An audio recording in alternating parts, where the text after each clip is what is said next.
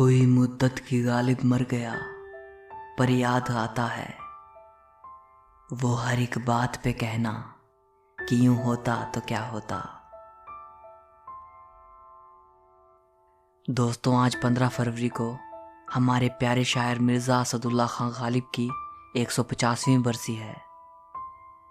150 साल पहले 1869 ईस्वी को आज ही के दिन मिर्ज़ा गालिब साहब इस जहान फ़ानी से रुखसत हो गए थे।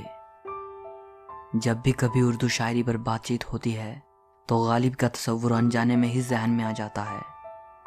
गालिब ने उर्दू ज़ुबान को बड़ी जिन्नत बख्शी है। उर्दू साहित्य हमेशा इनका एहसानमंद रहेगा। गालिब के बाद उर्दू को एक नया आयाम मिला। इनके बिना उर्दू अदब अधूरा है।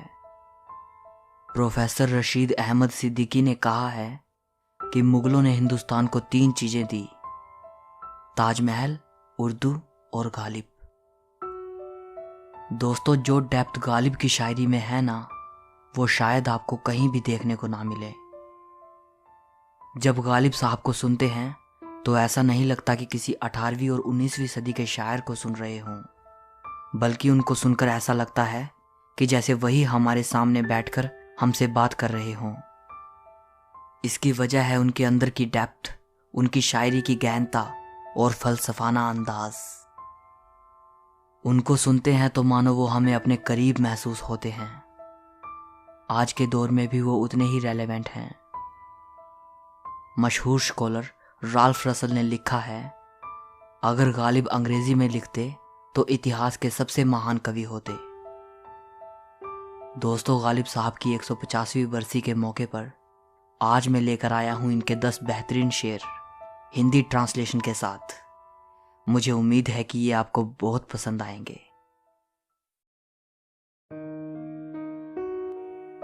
था जिंदगी में मर्ग का खटका लगा हुआ, उड़ने से पेशतर भी मेरा रंग जर्द था। मेरे चेहरे का रंग मृत्यु की डर की वजह से नहीं उड़ा है। जब तक मैं जिंदा था तब भी मरने की संभावना तो थी ही, इसलिए मेरा रंग पहले से ही पीला था।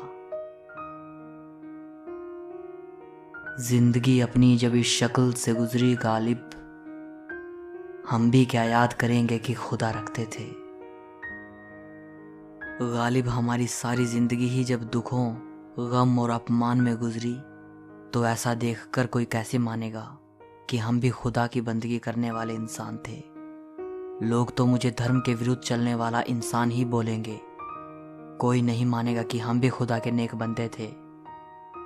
लेकिन मैं अपनी ही बात करूं तो ऐसा दुख भरा जीवन जीकर किस मुंह से कहूं कि मेरा भी कोई खुदा है।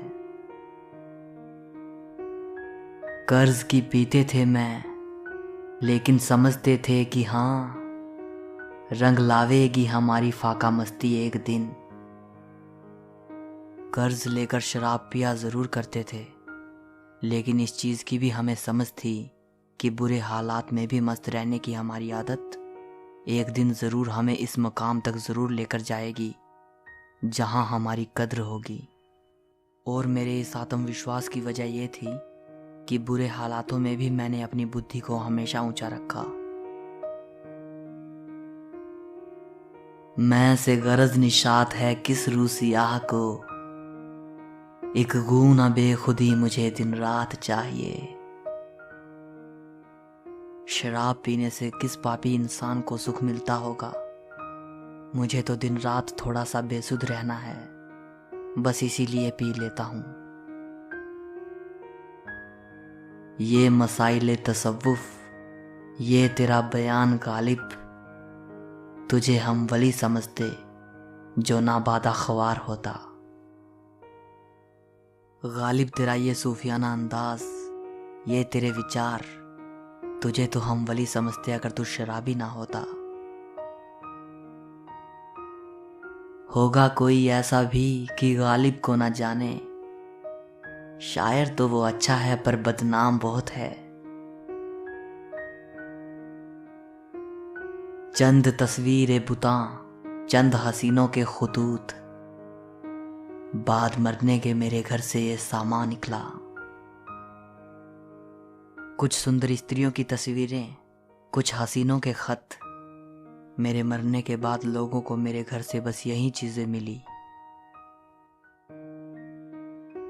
बाज़ीचाए अतफाल है दुनिया मेरे आगे, होता है शबो रोज तमाशा मेरे आगे। ये सारी दुनिया मेरे सामने बच्चों के खेल जैसी है।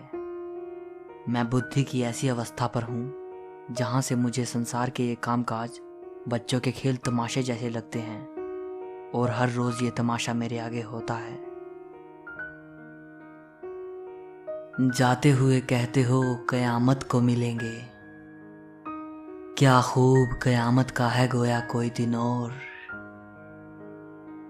जाते हुए हमसे कह रहे हैं कि अब तो कयामत को ही मिलेंगे।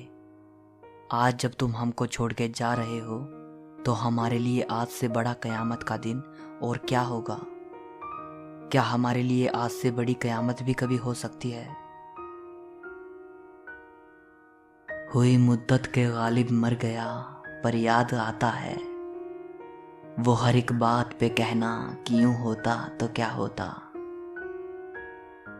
गालिब को मरे एक दौर गुजर गया, लेकिन गालिब के बात करने का अंदाज आज भी याद आता है।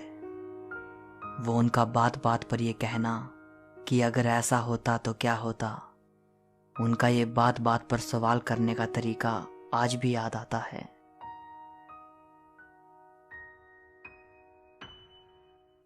दोस्तों, उम्मीद करता हूँ कि ये वीडियो आपको पसंद आई होगी। गालिब साहब के लिए एक लाइक तो बनता है। कमेंट करके अपनी राय ज़रूर बताइएगा। और नए व्यूवर्स से मैं कहना चाहूँगा कि अगर आप शायरी और लिटरेचर से जुड़ी ऐसी ही इंटरेस्टिंग वीडियोस देखना चाहते हैं तो फिलोसॉफिक चैनल को सब्सक्राइब करके बेल आइकन को दबाएं। सो मिलते हैं अगली वीडियो में। शुक्रिया।